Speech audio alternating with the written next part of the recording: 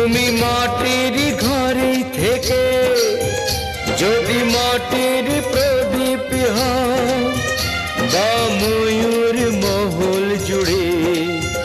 যদি ঝাড়বাতি হয়ে রাও, তুমি মাটির ঘরে থেকে যদি মাটির প্রদীপ হও বা ময়ূর মহল জুড়ে যদি ঝাড়বাতি হয়ে রাও, তবু ছড়াতে গেলে